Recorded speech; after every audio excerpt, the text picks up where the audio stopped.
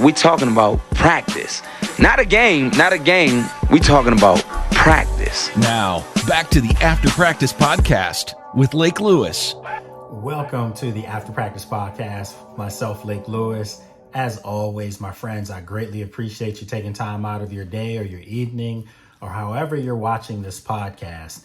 And there's several ways you can watch this podcast. You can subscribe to it via audio through the likes of Spreaker, Apple, iHeartRadio, Amazon Music, Google Podcast, you name it, Spotify, it's on there.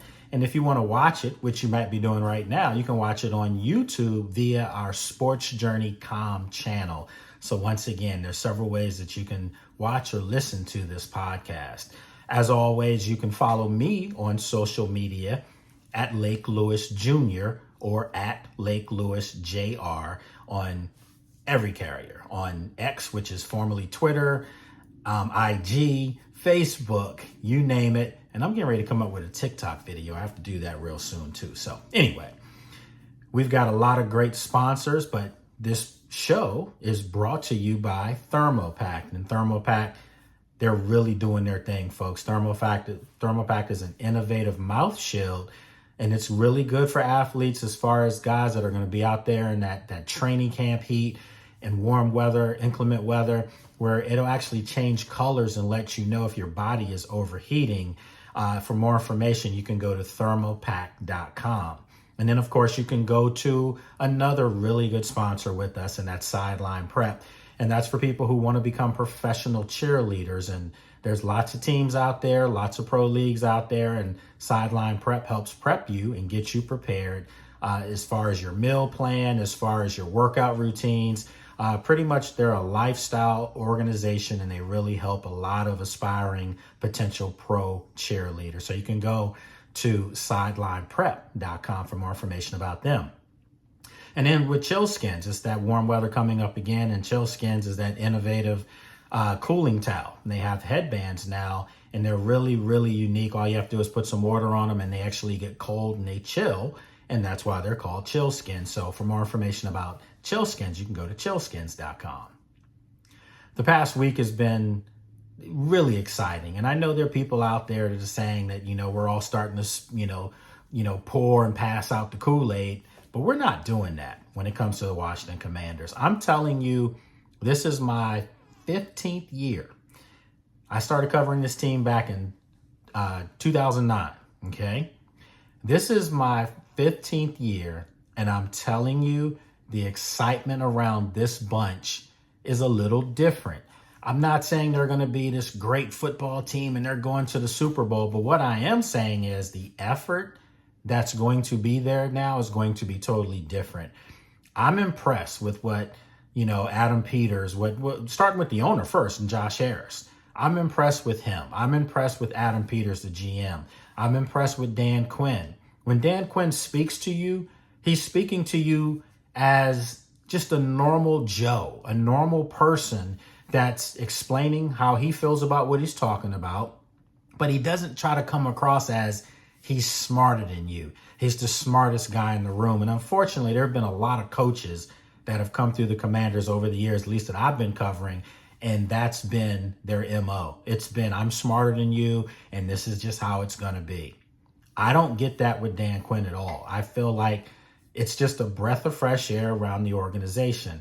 Naturally, they've got to put it together on the field. We know that, and it's going to take some time. No one's saying this team's going to turn around from a 3-win team to winning the Super Bowl.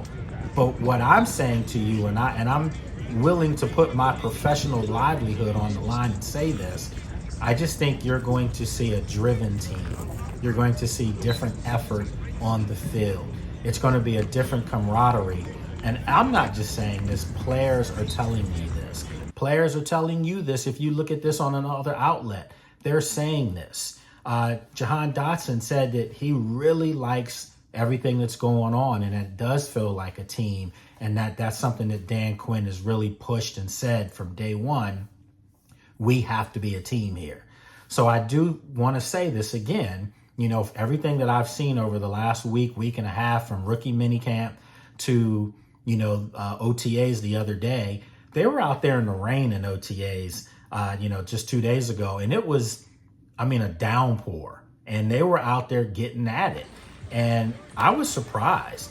First thing went through my mind actually was, are they allowed to practice like this? Like, this doesn't look like an OTA from years past where guys would show up. Some of them didn't show up. They have 100% participation. Their full team is out there and they're getting after it. So if that's not enough to tell you that there's new excitement in the building, I don't know what else I can tell you. I understand a lot of you out there are popping up on my social medias and saying things to the effect of, I'm from the show me state. You need to show me something, or, I'll see it when I believe it. If that's your take, that's perfectly fine. That's your prerogative. But when you do see it, or if you do see it, don't come back and say, I told you so. I'm going to do that right now and say, I told you so, because I do see a different setup. And I can say this on qualifications. I can say this on the fact that I remember covering the Baltimore Ravens, and I walked away from many practices saying, these guys are out here knocking the snot out of each other. And this is just practice. And naturally, it translates on the field for that organization. That's why they've been one of the more successful organizations. They practice the way they play, and it's hard. It's music blaring. It's high energy. Well, that's what I'm seeing right now with the Commanders. It's music blaring. It's high energy. It's the coaches really out there instructing. I was really impressed the other day just to see the actual hands-on coaching that they're getting. Cliff Kingsbury not standing behind the offense, but standing in the middle of the actual offensive plays to see everything, to see how things are unfolding. He's talking to these guys. My good friend Bobby Ingram, wide receiver coach, is actually talking to this guy, telling guys, don't push off this way. Don't drive your leg that way on your routes. These are things that I hadn't seen. I really hadn't. And I'm not calling out former coaches and saying they weren't coaching, because in their own way, they were doing what they were used to. But it didn't translate. It didn't work. So now, after this past week and a half, what I'm seeing is a football team that looks like they're in good hands. A football team that looks like there's a plan in place on how they want to attack things, on how they want to go about stuff. And it starts with that rookie quarterback that they just drafted in Detroit, Jaden Daniels. And I'm telling you, he looks the part. He absolutely can throw the football. You can see the athleticism. But more importantly, he has a moxie about him. He has a presence about him. And I don't mean arrogance. It has nothing to do with that. It's the furthest thing. There's a self-awareness about him and a confidence that he has, but it's part of a team structure. You can see him listening. You can see him talking to the veterans. You can see him not trying to stand out when the cameras are on. So, he's the guy that's in the camera. No, he's just blending in with the rest of his teammates. And it's a sight, for eyes that need to see these things, So I've been pleasantly surprised with just how smoothly things have been going so far for the Burgundy and Gold. Yesterday, the schedule came out, and people are already chiming in, oh, they've got a tough schedule, they've got to go here, they've got to go there. Folks, it's the NFL. Every game is tough in the NFL. Every game is tough in the NFL. I've seen great football teams get plucked off by 1 or 2 win teams. One of the greatest teams in the history of the NFL just happens to be your 1991 Washington Redskins. That team got plucked off by a 1-win Dallas Cowboy football team just, looking ahead. Those things can happen. So obviously I know that was 30 years ago or 40 years ago, but still it happened. And now you think about who they're going to play. This year's Washington Commanders start on the road against the Tampa Bay Buccaneers. And to me, that's a winnable football game. I know I just sat here and said every game's tough, but then you have to also look at some games that, you have a chance. I know the Buccaneers won the NFC South last year, came on strong towards the second half of the season, and Baker Mayfield played himself into a long-term contract with Tampa. Good for him. But Washington's had some success against the Buccaneers, especially in Tampa. So, This isn't a game where they're just going to roll into Tampa and just totally get manhandled. I don't see that happening. I know it's a game that's a long ways away. You still have guys that have to make the roster. You still have to form your roster. You still have more free agents you can pick up, trades, anything can happen, injuries. So yeah, it's all pure speculation right now. But I still think the Washington Commanders, if you just look at things on paper and dry ink, I think that they have a chance to compete against the Buccaneers in Tampa. And then obviously week 2, they play New York. The Giants are going to be commemorating their 100th year of football. They might have those new uniforms that I've seen floating around on social media.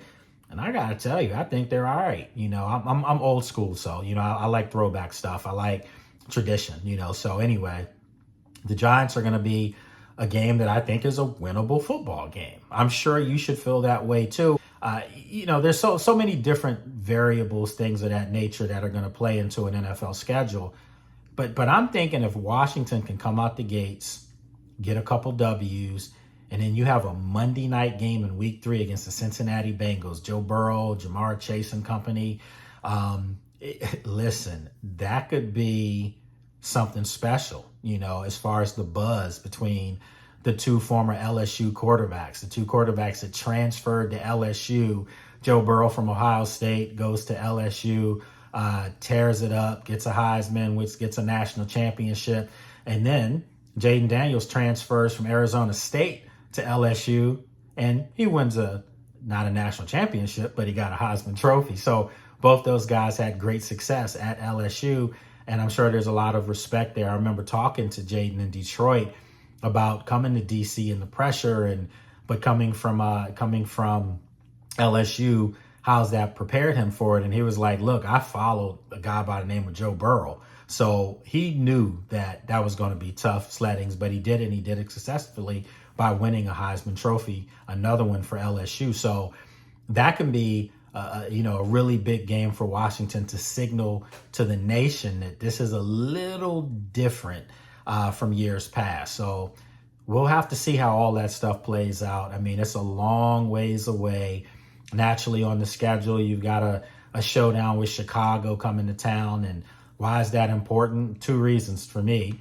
Because the first time Chicago, well, not the first time, but the last time Chicago came to town, they bludgeoned the Washington Commanders on national television, a Thursday night.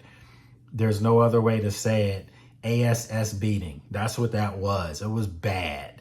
The game was over before halftime. So Washington would have a chance to redeem that and, kind of exercise some demons there. But it's also the return home for the number 1 pick in the draft, and Caleb Williams. Caleb Williams from USC, another Heisman Trophy winning quarterback, is from DC, from the area. So, for a while, there were a lot of us that thought that Washington maybe need to make a move to get Caleb if Chicago was buying, but obviously Chicago wasn't. And they went with Jaden Daniels, who, by the way, let me say this. I've said this. I'm not so sure now from talking to people that Washington may not have taken Jaden Daniels number 1 with their pick because they like that guy that much. And I'm not making this up, folks. They really, really targeted this guy as their pick because they like the dog in him. They like his versatility as far as being able to pass, throw, and more importantly, they like his leadership qualities. They got nothing but rave reviews from everyone they talked to going all the way back to high school, his coaches and teammates, and everyone just says the same thing about the kid, that he's a team first guy, but he's a super tough, ultra competitor. If you don't believe me, this is what offensive coordinator Cliff Kingsbury had to say about Jaden Daniels after the other day's OTA practice. He's intentional in everything he does, which I like. That's what we had heard about him coming up, and that's what he's been since he's been here. He's been focused, intentional, and got to work. So that's been fun to be around. So again, folks, I mean, it's not just me saying these things from people I talk to, but these are coaches that are saying that he's intentional. He knows what he wants to do out there. He's Dan Quinn has said that he's one of the first guys to come in. He's one of the last guys to leave. This is a rookie that has not taken a meaningful, I guess I want to say a meaningful snap that's part of an actual organized, legit practice. Okay. These are OTAs that are pretty legit and organized, but I just mean as far as in the books, so he's still there learning. But from what I've seen so far, with the intensity of these sessions and the structure of them, there's no reason for me to believe that when Jaden Daniels hits the ground running for preseason or for training camp, that it's just going to click. It's just going to be there. And I think Washington this time, they may have found their quarterback. I say may because obviously there's still a lot of time left for that. But I feel like this actually might be the one. This might be the kid, the guy that the organization has been devoid of probably for 50 years. I don't want to say my age, but I remember all the quarterbacks that came through over those past 40, 45 years, okay? And I can say this safely, that I don't think this franchise has ever had a franchise quarterback. I mean, Joe Theismann was great, Super Bowl winning guy, an MVP one year in the league. Then you had Doug Williams was great, won the Super Bowl MVP. Well, he wasn't the MVP. I think it was Timmy Smith that game. Should have been Doug. But, you think of Mark Rippon. Mark Rippon won a Super Bowl. Do you understand what was going on there? 3 different quarterbacks won Super Bowls for the team over that 9-year span. Joe Gibbs, the Hall of Fame coach, one of the greats. That's what that was too.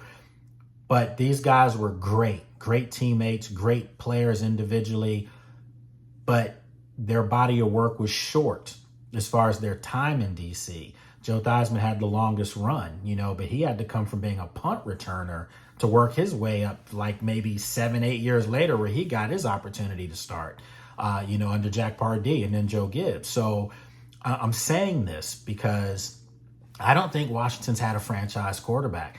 The guy that was supposed to be the franchise quarterback, which was the number 2 pick in the draft, was RG3 back in 2012. And he was the NFL Rookie of the Year that year. But then we know about the unfortunate knee injury that really altered the course of his career and altered the course of his franchise.